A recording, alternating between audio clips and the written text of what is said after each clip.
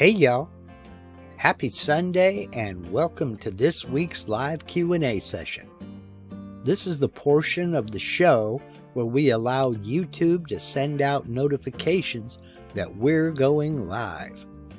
If you're watching this live Q&A on replay, please scrub ahead until this graphic disappears and the actual show begins.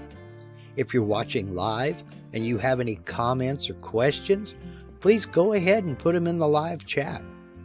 But for now, grab a beverage, sit back, and relax while the countdown timer does its thing. Then we'll get started.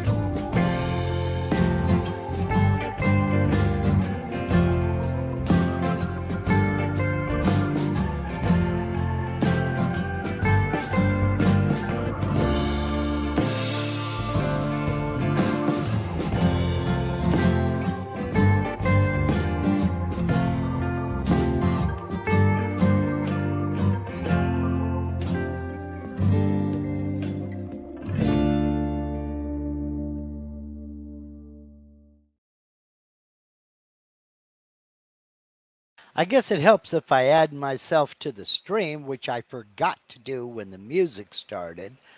So I sat here waiting for it to switch over and nothing happened.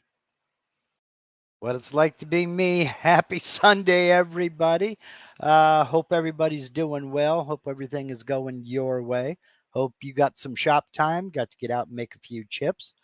Here in the U.S., it's Independence Day weekend. Uh, Independence Day itself, July 4th, is Tuesday. So I have no idea what's going to happen as far as fireworks displays and all that other good stuff. I would imagine they're still going to be on Tuesday. But around here, people have been going nuts for 2 days already. So it's kind of one of those cases of, really, guys, it's midnight. 4th of July is, you know, what can I say?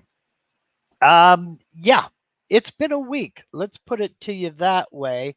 As John Thompson has, Mr. Eagle Eye Thompson has spotted there's something missing in the corner. Um, yeah, the lean-to shed is here. It is built. I have yet to paint it. The compressor is in it. The dust collector is in it.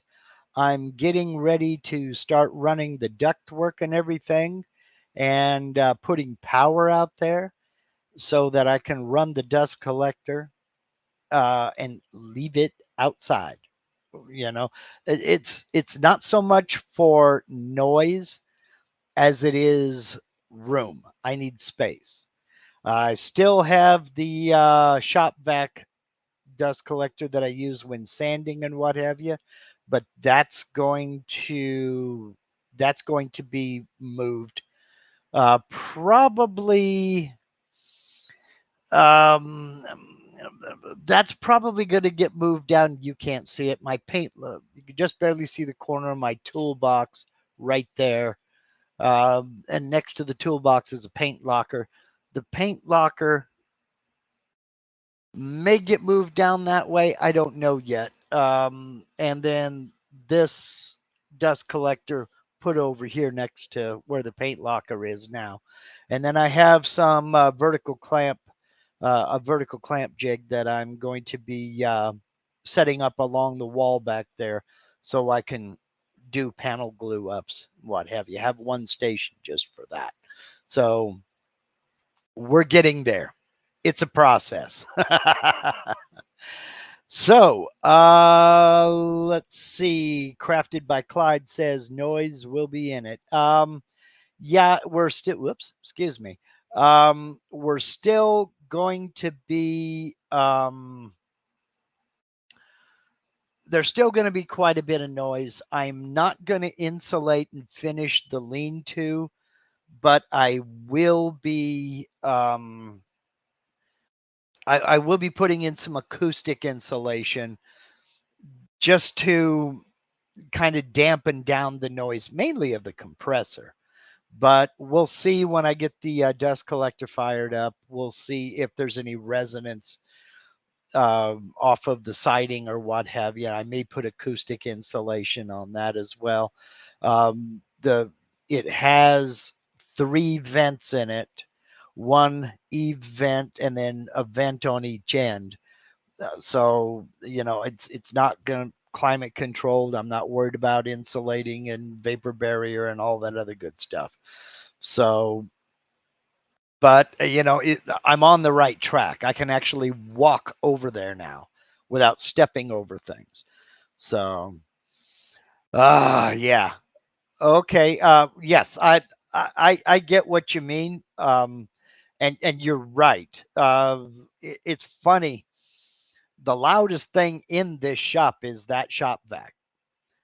Second is the dust collector. Now it's a low level hum, but it's still pretty loud, and it's a constant drone.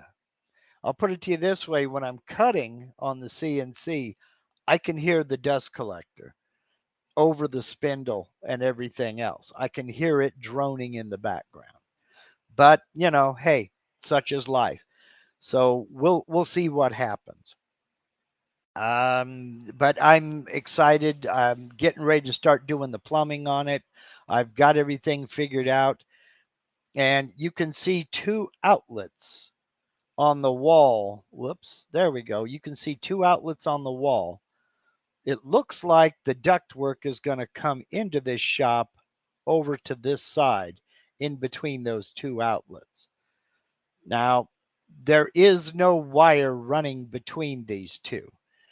This upper outlet here, I have four outlets running along this wall at this same height on one circuit. And that bottom outlet is on the same circuit as the back wall. So there is no wire running vertically there at all. So I'm going to miss wiring and everything else. So I'm fine. Norm Peterson says you will hear from your neighbors about any noise. True. They're used to me making noise over here anyway. The old shop had no insulation at all. And in fact, it acted like an echo chamber. Turn anything on, and oh my God, I have a neighbor 2 doors down that whenever he heard the CNC router fire up, he was over here like a shot to watch it. He doesn't like this shop because now he can't hear the CNC run. So, Jeff Woody One says no issue with the compressor outside in the winter. No, it's been outside, not outside, but it's been in an uninsulated shed for the last 10 years, and there's not been an issue. Just got to make sure you drain the water out of it and what have you. And I'll be honest, I don't have I don't use the compressor all that much. I have a few air tools, one DA sander that I use, and filling tires and air hose to blow things off, and occasionally spray finish. But I don't use it enough to need a big upright air compressor or anything like that. So it's a 20-gallon DeVilbiss, and it suits me just fine. I really don't need to go any bigger. Let's see. RB Woodwork says it's a Harbor Freight dust collector, right? Yes. They have a history of vibration, unbalanced fan. An upgraded fan helps. I imagine it will. And I've been looking into that. There's a fan that's a direct replacement that's a little bit larger, give you more airflow. So I'm looking seriously at that. So let's see. Well, where I'm at, Jeff, I'm pretty far away from any of the houses around me. I've got one house straight over here, but it's up quite a ways. We're talking about 100 feet away. And then the house back behind is probably another 60 feet. And nobody has complained about noise yet. But I try to be respectful. I'm not out here at 3 o'clock in the morning, So let's see here. Let's see. There was a couple of okay here. Aton says recommendation to put the dust shop vac dust collector on one phase and machinery on the other phase. The only thing I use that shop vac for is dust collection on the table saw over here, and my sanders, my random orbit sanders. And it does fine. It's on its own circuit. I've been running the CNC and the dust collector on the same circuit ever since I got it, and everything is just fine. It's a 20 amp circuit. Everything's great. Having said that, the dust collector is now going to be wired on this circuit here along the west wall. it's no longer going to be run on the south wall. So that'll split it up. So let's see here. Phoenician Artisan, how you doing? If y'all don't follow the Phoenician Artisan on Instagram, you're doing yourself a disservice. I mean, you want to talk about the patience of Job. They did a segmented turning that was a whole bunch of segments that couldn't have been more than a 1/4 inch square and glued each one on there. Oh my God, you want to talk about an intricate design and a fascinating project. Get over there and follow the Phoenician Artisan on Instagram. So, okay. I'm not really concerned yet about the lack of return air. That may change. We'll see what happens. So, let's see here. I do have some questions, but I do have one bit of unfinished business that I need to take care of before I get into anything else. And that was last week we had a question about the zero plane here in Aspire. And well, let's start by bringing up the right session of Aspire. And I really don't remember who it was that asked the question. So if you're here in the chat, please let me know. The question was on a two-sided project, which I've got here, with a dish on one side, or well, dish on both sides, actually. They tried to add a zero plane, but you could only put a zero plane on one side. Okay, retired firefighter, that was you. Okay, perfect. The answer is neither one of us thought this through. When we're dealing with a two-sided project, the top side, that's where zero is. The bottom side is negative however thick your material is. So when you add a zero plane, it can only be added to one side. You can't have two zeros on the same piece of material.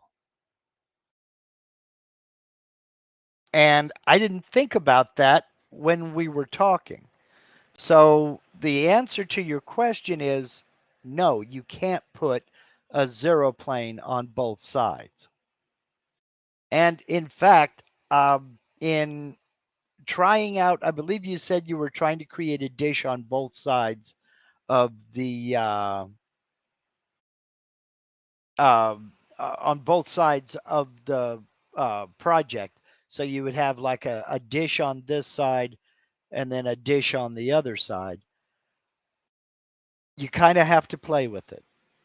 You let me switch over to the bottom side here, and we're looking at the dish. Everything is okay, but when I select it, in order to get it to work correctly, what I had to do to get it to preview right was I had to go into the bottom, select that dish, and give it a negative. I just went with a 0.5 inch uh, uh, depth. I had to give it a negative 0.5 inch base height. And that was, let's take a look at it here along the, nope, let's look at it along the Y. If you look at it now, we're good on the modeling plane.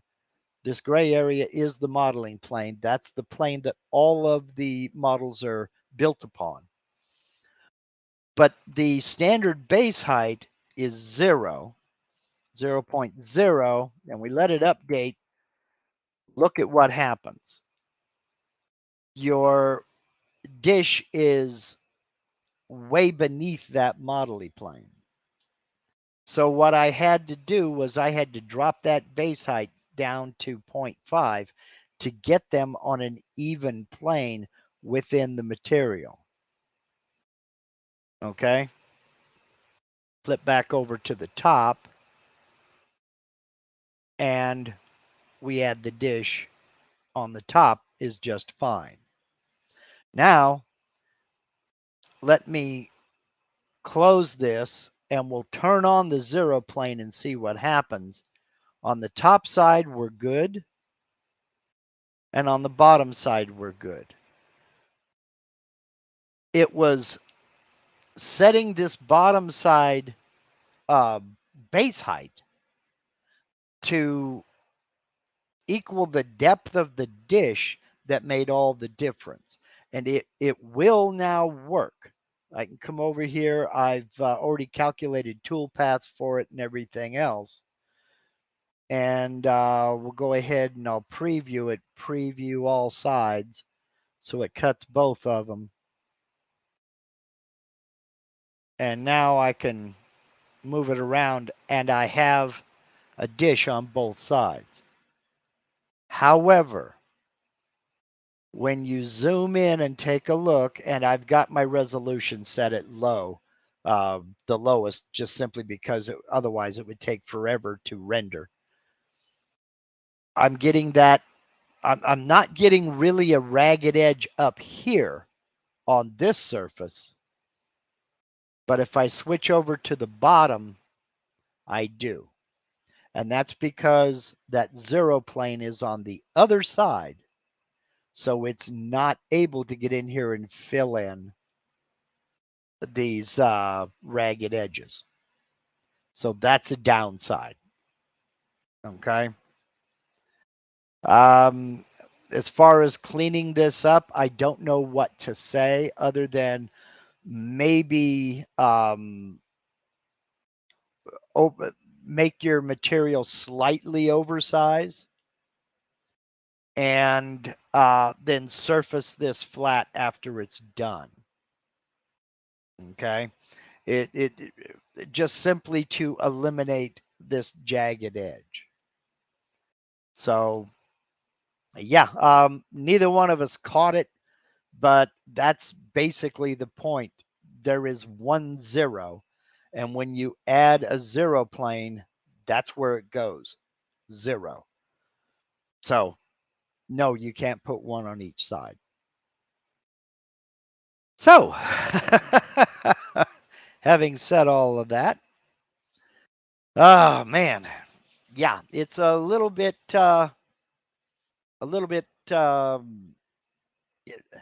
something to wrap your head around. Okay, now I see somebody. This is way off topic here. Who was it? I got to find it here. Russell Faraday says, a heads up, the new version of Flashback Express has a 2-minute record limit until you buy it. For those wondering, Flashback Express is the screen capture software I use for the software portion of my tutorials.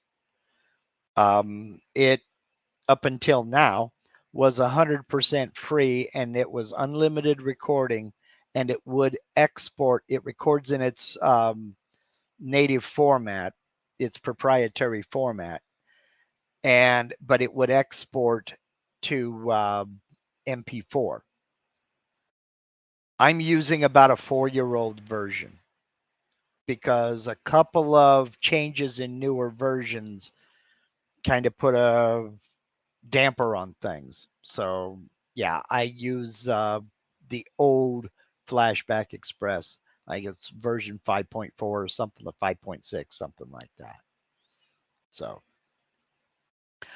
Aton makes an excellent point here. Remember that the zero plane is just an object like all others. Yes, the zero plane has the effect of, okay, we're looking at the bottom. The zero plane has the effect of turning the entire surface into part of the model. The entire surface is now the model. And we can tell by highlighting that tool path. We're on the top. The entire thing is now part of the model. But if we flip over to the bottom, only that dish, that's the only model there is. So, and you're not seeing that. Let me try this again. We're looking at the top. I have the tool path selected, and we can see it has turned that entire surface into the 3D model. Okay. But if I flip over to the bottom and I select the tool path, only that dish is the model. Okay. So that's the name of that tune.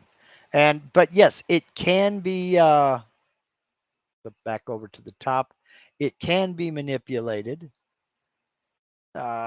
just like any other model. We've got the zero plane here selected, and we can see it's highlighted right there. We can get into the properties and we can set a base height. We can't set a shape height because it's the only, it doesn't have a thickness to it. Okay, it's just a plane with no thickness set at 0, but you can move it. So, and you can manipulate it. So it's something that if you want to play with, you can go ahead and get in. So yes, you can bake it, Aton, or you can just select them both and create a component. Nope, up here in model, create component from visible model, and it'll make one piece out of it, basically. So, and then, well, this is way outside of the scope of the question, but there's a lot that can be done with this. So just get in and play with it. Personally, this is where increment and save comes into play, because I could take this model right now, then just go up to File, then right below Save As is Increment and Save. And what it'll do is it will save the original unchanged, but it'll save the current version that I'm working on with an underscore and a number after the title, and I can make any changes I want to in that and then save that. And I still have both files. I have my original that's unmolested, and then I have my working copy that I'm working with. So, all right. So, yeah, that is basically a walkthrough on why you really can't put a zero plane on both sides of a two-sided carve. So let's see. Robert Dymock had a question here on sharp bits. What's the best way to check a bit's sharpness? Also, is there anything we can do to touch up a bit we think is dull?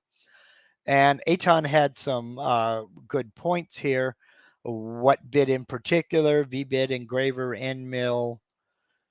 Asking because there's different wear symptoms to look for depending upon what the bit is and how likely it is to getting dull in the first place. Yes, all very good points. But the best way to check a bit's sharpness, I don't know that it's the best way, but it's the most obvious way. There are several different ways. Personally, the most obvious is the cut quality. If you're starting to get ragged edges where you didn't used to, or if it's not cutting as cleanly, maybe the bottom finish in a pocket isn't as nice, it's probably a dull bit. There are other things to look for, like if you notice the bit is warmer than normal, that could be a dull bit. It could also be a mistake in feeds or speeds, but generally speaking, cut quality is the easiest thing to check for. It's the easiest to spot. Now, second part of your question was, is there anything we can do to touch up a bit we think is dull?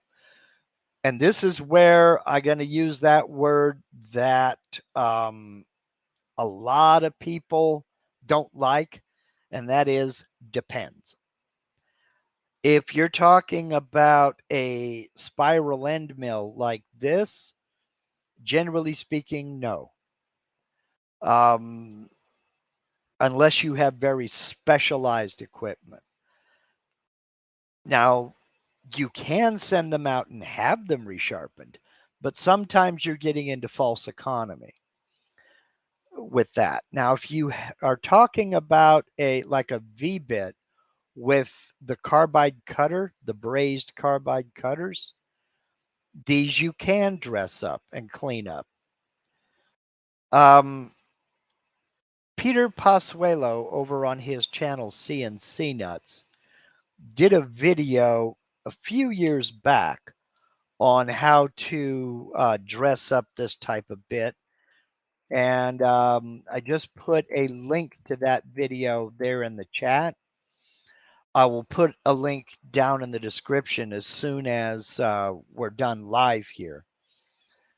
But basically what he uses and what I use is a diamond file or a diamond plate. I have a diamond plate that I use to flatten sharpening stones. And I would use that diamond plate to dress up, let's hope this focuses, this flat back edge of the bit, one on each side there. Don't touch the bevel. Don't try to sharpen that bevel, because if you do, you might as well throw it away. But if you dress up the back, this flat edge, the way Peter shows in his video, you can get a lot of life out of this type of bit.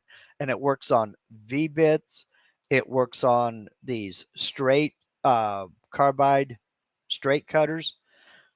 It really works, and it works very well. Now, he goes a little bit further into it. Basically, he'll take a jeweler's loupe with a 30x magnifier and just check out the flutes as he's working it. But I use the same method he does. He also has a set of diamond files that he uses that are various grits. I only have the one. But just take a Sharpie and mark that edge and then run it back and forth nice and firm until that Sharpie is gone, and then you know you've got a nice clean edge. Now, folks will ask, doesn't this change the size or the diameter of the bit? I've done this bit a couple of times, and I have measured it. No, I have not used a micrometer, but I have used my calipers, my dial calipers. And if it changed the diameter, it is so infinitesimal that I can't find it. I can't find any change. So I don't need to go change anything in my database. So it's it's basically up to you. But if it prolongs the life of something like this V bit or this bowl and tray bit, for example, that's also got the brazed carbide cutter on it. Again, don't try to sharpen the bevel, just the flat back here, and you'd be amazed. It really works very, very well. Now, nothing is unlimited, and I'm sure that over the course of it depends upon how often you sharpen it, but over the course of time, it probably will get it probably will change the dimensions of the bit. But it hasn't been anything that I have noticed yet, and I've never had an issue. So now you can look up saw blade sharpening in your area. Most areas, especially if you have cabinet shops or furniture shops or woodworking shops, excuse me, most places there is a service that will sharpen the a spiral bit. But you're getting into what could quickly become false economy. Uh, I know when the last furniture shop I worked at, we had our bits sharpened. It was $6 to $8 per bit. Now I've checked with another local company here, and it's anywhere from $10 to $12 to sharpen a spiral. Now this is my upcut spiral. I've had it for a couple of years. I don't use it very often, but it's a Bosch upcut straight mortising bit, virtually identical to any other upcut end mill I have found that I've gotten my hands on. These are $18 at my local Lowe's. To have this sharpened for $12 doesn't make a lot of sense when I can buy a new one for $18. Maybe once, but then I got to turn the bit into him. I've got to get him to sharpen it, then check it with a micrometer and tell me what the actual diameter of it is when I'm done, when he's done with it. Then I got to go in, identify this bit, mark it, usually a black color, the end of the shank that goes into the collet, hit it with the black Sharpie or some nail polish or whatever, and identify this bit, then go in and create a new bit in a spot. For $18, I'll just go buy a new bit. So you don't have to get a bit resharpened many times before you get into the replacement cost. When it benefits you to get a bit resharpened like that is when you get into some of the big Vortex tool, Onsrud, or some of the higher end tools that are $200, $300, $400 a bit. Then yeah, I'm going to pay $12 to $20 to have it resharpened. Yeah. So the choice is yours. And the way to think of this is bits are expendables or consumables, not expendables, excuse me. I think of them the same way I think of screws and nails. Yeah, they're more expensive than screws and nails, but I have a hard time justifying spending $12 to $20 to sharpen a $30 bit. To me, it's just, I mean, they have a service life. Use it till it's used up, then replace it. I mean, yeah, I do save my old dead bits. I don't know why. I used to use them as registration pins on the spoil board, but I've got some precision ground registration pins that I use now. So, yeah, I don't know. It can be false economy, but when you're talking about the brazed on carbide tips, that video that I linked out here in the chat and will link down in the description of this video as soon as we're done, that it does work, and it works very well. As Dwayne Ruthig here says, if you use the same pressure and number of strokes on each side, it should not change the dimension. If it does, it's so infinitesimal. I've not noticed any vibration, meaning I'm taking more off of one side or another, because we're only talking about a few swipes. We're not sitting there, you're not grinding it. We're talking about a few swipes just to sharpen up that back edge, and it works. So Leo Steger says scrap carbide is well worth taking to a recycling company. You know, when this subject came up, when I saw that Robert had asked that question, I thought about that. I said, wonder what the price of solid carbide is at the scrapyard. So, yes, I am that guy. Let's see here. Michael McCrite wants to know, did you get my email on using the size limit on desktop and tile without moving material? I did, but it's been such a madhouse. I have not responded yet. I apologize. I'll try to get to that this afternoon. Okay. And I apologize for that. Let's see here. Harold DeVoe says, if several operations use the same CNC bit, i.e. drilling, hollowing, and contour, how do you connect them together so you don't have to reset the program off after every operation? Okay, that's built right into the software. Let me bring it back up here. Share. All right, let's say I have a hole here. I'm going to pocket.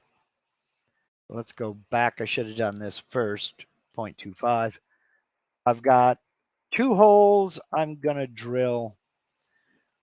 A hole I'm going to pocket, and a profile cutout. All right. Now, all of these are going to use the same bit. I'm going to come over here and we'll do a pocket. Let's get rid of that one. Let's get rid of that one. I'm going to use a 1/4 inch end mill. And whatever that depth is, I'm going to leave it there. And we'll pocket that.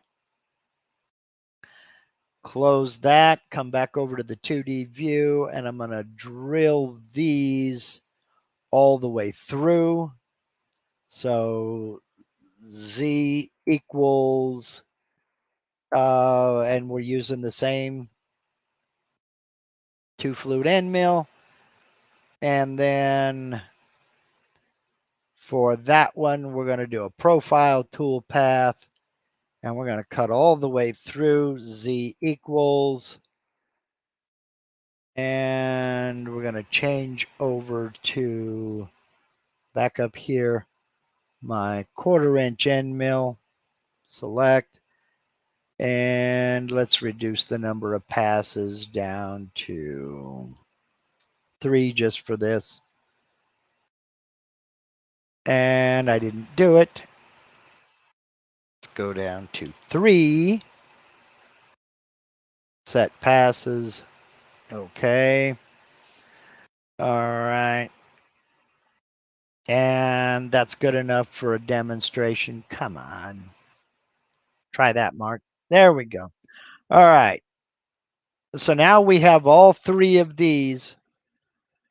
So now we have all 3 of these tool paths. They're completely different tool paths, but they all use the same bit. So I'll go ahead and preview all tool paths. Just take a couple seconds, and there's our part. When I go to save G-code, save tool paths, I have all 3 selected. Or excuse me, all 3 are visible. A check mark in the box next to the title means the toolpath is visible. So I'll save all visible toolpaths to one file. Okay. And then when I go to save, it's going to save these toolpaths as one G-code file in the order they're in right here. Because if we look up, we got pocket, we got drill, then we have profile, the same order I have here. If I close this and let's rearrange these two, move drill to the top, They're all three still visible. Visible toolpaths to one file, but now drill is first, then the pocket, then the profile. So that's how you do all three and into one G-code file. You only need to set your XY0 the once, and you only need to set your Z0 the once. It will finish the first toolpath, in this case, the drilling. Then it'll move over to the next toolpath, in this case, the pocketing. Then finally do the profile. So now let's go back over here and reset the preview. And we can see what it's going to do.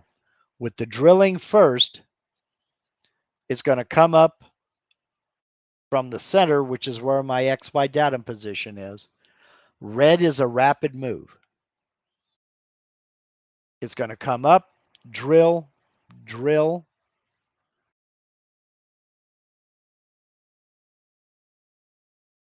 Then go back. Wow, that ain't right.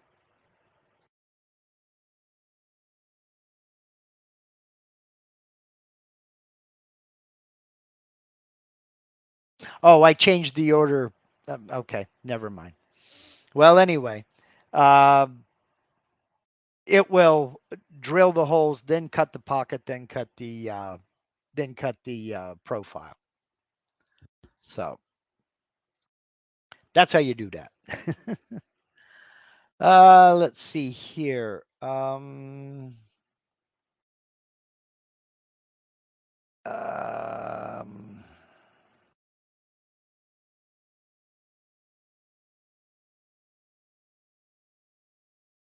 Okay, somebody was talking about, okay, Big Vix was wondering, anyone going to AWFS? No, I will not be going. I'm not. Okay, let's see. Rick Jackson says, hey, Mark, how do you keep track of your bits using only a tool number in VCarve tool database? I have wound up with several bits the same number. Okay, well, let's back out of that.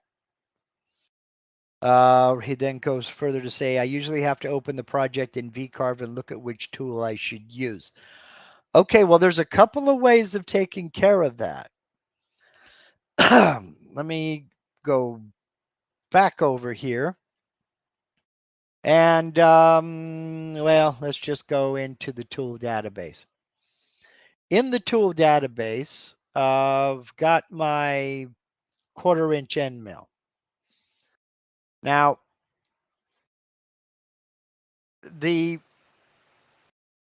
if it's a specific bit, a specific model, a specific brand, I'll put something, okay?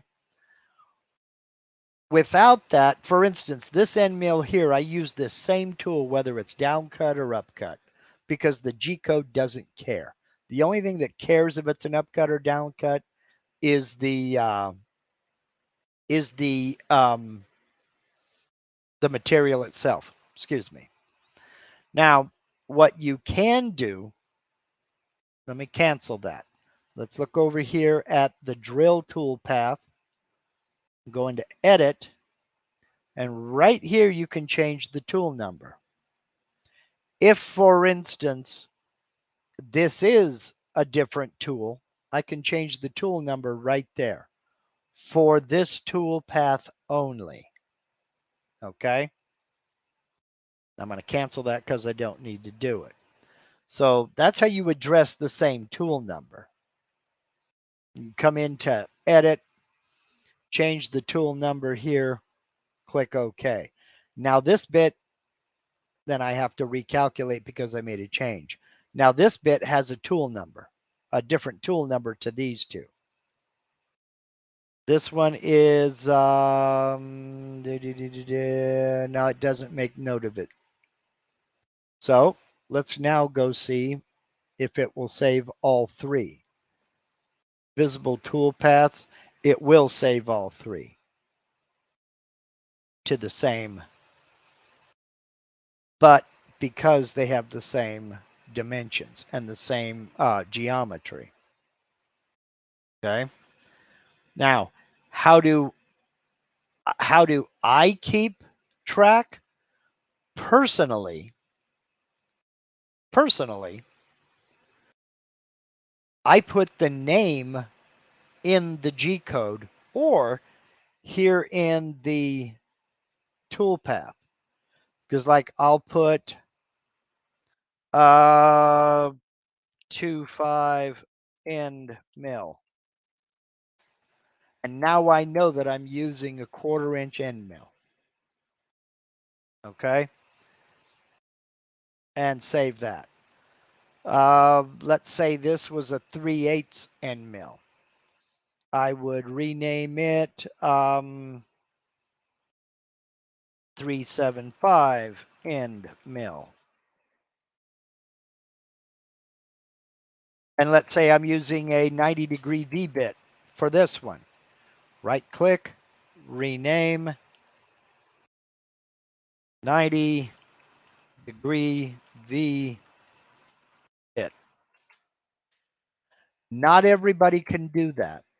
There are some controllers that limit the number of characters you can have in a name, in a file name. Okay. So in that case, you'll have to come up with a code system of your own. I want to say it's Laguna that uses the Rich Auto controller software. I may be wrong. I think Legacy uses Mach 3, Avid uses Mach 3 or Mach 4, and there it's basically, I won't say unlimited, but I have a lot of area that I have a lot of characters I can use. But I believe it's the Rich Auto that is limited to like 7 or 8 characters in the title. You'll have to come up with your own system there. Now, something else to consider. Okay, Parker says Axiom is 8 characters for Rich Auto. Yeah, so you'll have to come up with a your own system for that. But something else to consider is if you, now this is assuming you're using VCarve Pro or Aspire. I believe Cut 2D Pro does the same thing. But you can come up here and nope, it's not that. Here it is. Under Toolpaths, create job sheet. And what a job sheet is it's an HTML file. Let me go ahead and I'll put it on the desktop, the new summary. And then I will find it and open it up. Let me see, where is it? New summary, there it is. And drag it over here. And that gives you a sheet that shows everything. We're talking about here's my file, my piece of material, and my vectors. The material setup, XY is in the center, Z0 the top of the material, my clearance, my safe Z, my home position, and then toolpath summary. And here's what they are: the tool number and what they are, and the toolpath names. Okay, and then we get into what each toolpath does. Drill 1, pocket 1, profile 1. So this is something that you could print, or you could just save on a flash drive and open up in the controller computer. And that it really helps out. They really do. Time estimate on all 3 of these toolpaths is 1.5 minutes, 1:35 seconds. And then it gives you the breakdown of each one. So that's another option. but generally speaking, I put the name. I don't always put the name of the bit that's being used in the title of the toolpath, but I always put the name of the bit being used in my G code. The title of the G code, the first things up there, I number them, which G code I want to run first. So I'll type 1.25 inch end mill, and then whatever, pocket. 2, 90-degree V bit, text, things of that nature. Let's see, maybe you can save this in notes. You can save it in notes, but are you going to remember to open up the notes and look at it? Let me go back. Did I? Yes, I did. I closed that window. Let me go back and open this up. Bring it back over here. I shouldn't have done that.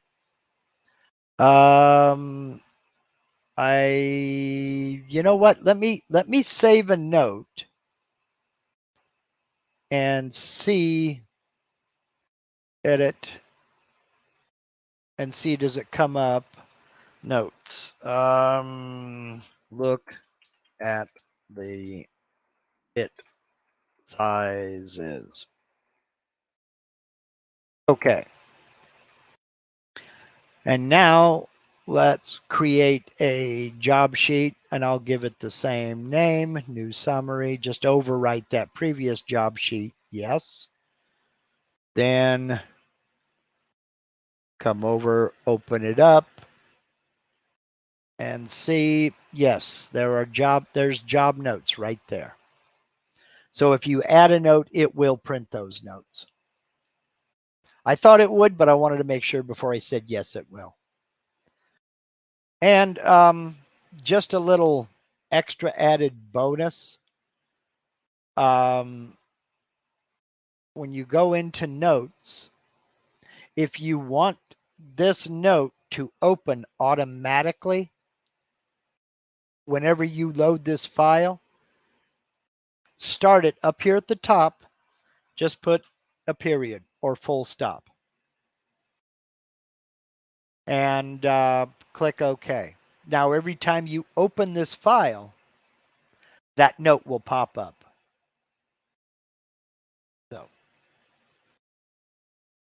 So the short answer to the long question is yes, you can save it in the notes. So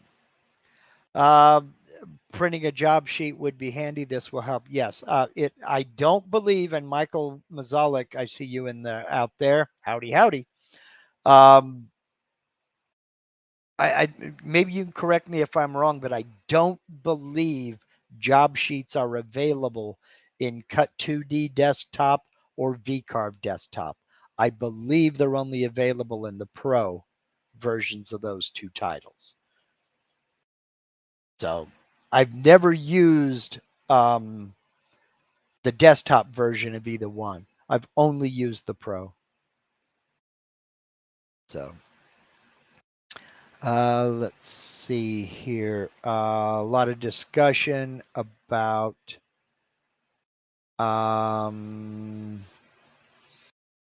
yes, that's exactly what I do to the toolpath name. Yes. Let's see here. Raymond Dixon wants to know, in your example, couldn't you have moved your profile start closer to the pocket? Yeah, I sure could have. I mean, there's a lot of, but this was a quick and dirty demonstration. I could have moved the start point. And what Ray is talking about is over in here. Reset the preview. Let's undraw these, come back over to the drawing tab. If I select all, then tap in to go into node editing, we can see start points are all over the place. So by, setting, here we have a start point right here, and it's going to cut this direction. I could move this start point, make start point. All I'm doing is right clicking. Now come up here to this center span and insert a point, then make it the start point. Then for drilling, it doesn't really matter, but there we go. So, and then because we've done that, we have to recalculate all tool paths. Okay. And there we go. So, let's see here.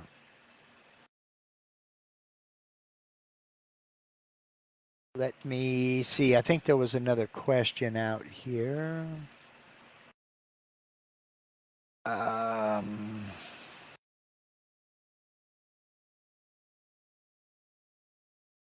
um, okay. Yes, correct. It's only in Pro. Okay. No, job sheet is available only in the Pro versions.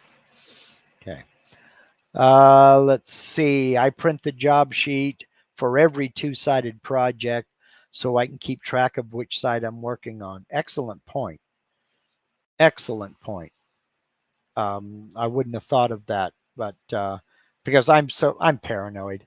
I really am. I'm paranoid when it comes to that. Brooks Martin also says, remember that notes is HTML formatting. Yes, it is HTML formatting. Let's see. There was another question up here. Paul Clutter, if you want to retype your question, I think only part of it came through. Let's see. Let's see. Michael McCrite was talking about notes.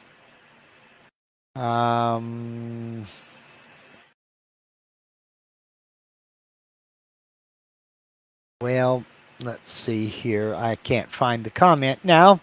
All right. Well, does anybody else have any questions? Yeah. Been there, done that, got the T-shirt. Here's a little cheat that'll help you, Rick. When you do the when you set it in your software, say you're going to flip it side to side. That's what I always do. The hard part is remembering that. Okay. And I don't know why it's so hard because that's the way I've always done it. When I go out, what I do is when I go to drill my holes for the locating dowels, that's the first thing I do. I draw an arrow pointing which way I'm going to flip. So if I'm flipping side to side, I'll figure out where I'm going to mount my material, and right there, I draw an arrow. That way I don't get it confused. So believe me, if there's a way I can forget something or confuse something, I will do it. So that's why I am totally supported by checklists and notes to myself. I mean, I've got notes scribbled on every piece of paper you can think of. So I have to do that. Okay, let's see here. What I am, let's see, we're looking at, yeah, it's been about an hour. Michael Mazalik says you can't go wrong with the 3-hole system for two-sided cutting. Right. 3 asymmetric holes. So it can only go in one way. So I like things to be as Murphy proof as possible, because again, if there's a way I can get it on backwards, I'll do it. But like Michael says, if you make 3 asymmetric dowel holes or registration holes, it won't go, it physically will not go on there. So you can't get it wrong. Let's see. Russell says, can I make surfaces cut by different tool paths show different colors in the preview? To a point, yes, you certainly can. And this will be the last one. We're over an hour now. Let me add it to the stream here. And let's go into this one and ignore these names. Remember, ignore these names. You can't really give a drilling tool path a color because it's drilling all the way through the material. But I can give the pocket a different color. And all I do is select it and then come up here and put a check in toolpath color. The default is no color. All right. So you'll have to hit this drop down menu and let's make this one orange just for no reason. No, let's not make it orange. Let's make it something that's going to contrast more. Let's make it aqua for no reason other than contrast. And then I can't really, let's change that cutting depth to 1/2. Backspace. So it doesn't go all the way through. Calculate. And I've got that selected. Let's make this yellow. Now, when I preview all toolpaths, I've got a yellow profile and that aqua pocket. Okay, so you can do things of that nature. But for instance, if I had a 3D model of a football out here, it will color the whole football if I make that pocket, if I make that 3D carving green. That whole football would be green, but you can't make other color, like I couldn't differentiate the laces or anything like that. So, and you have different settings here. You can go with just the material color, so it's going to stay the same. Or you can select a global fill color, which everything is going to be cut that color. Or you have the toolpath color.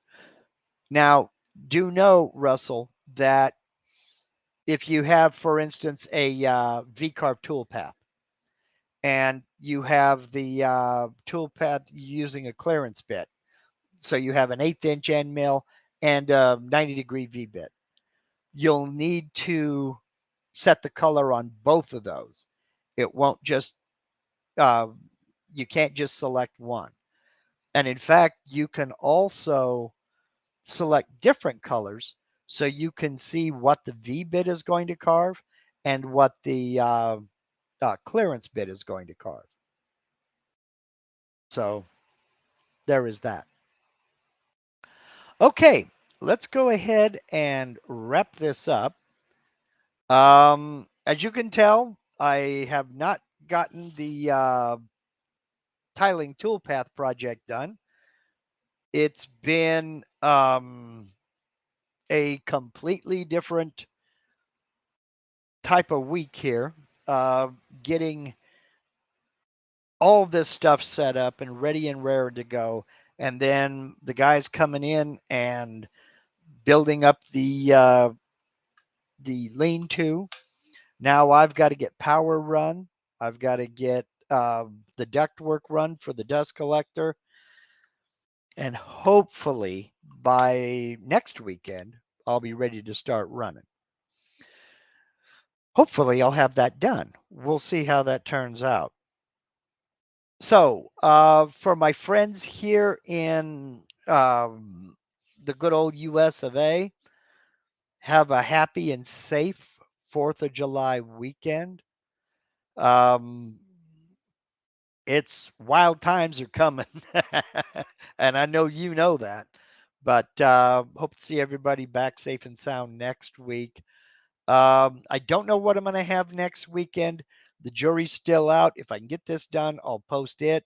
If I can't get it done, we'll have another open Q&A. Excuse me. Channel members, tomorrow evening, we're going to get into distorting 3D models and doing a lot of playing around with that, some unfinished business.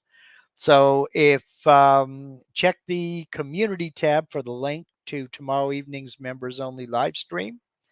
If you're not a channel member or you don't know what the heck I'm talking about, click that join button down there next to the subscribe button. A little panel will pop up, the video will play, tell you all about channel membership.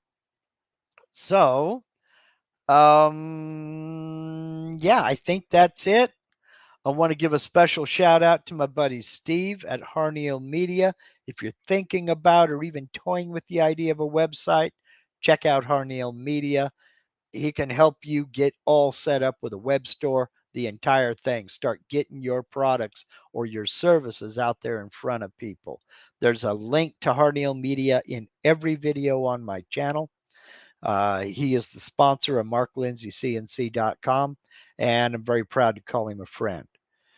So, having said all that, I'll get this link to Peter Posuelo's video on sharpening cutters down in the description of this. So, until next Sunday, y'all take care. Have a happy 4th, have a safe 4th, and go do something cool. Get out of here, will you? Go on, go on. Have a good week, everybody, and thank you very, very much.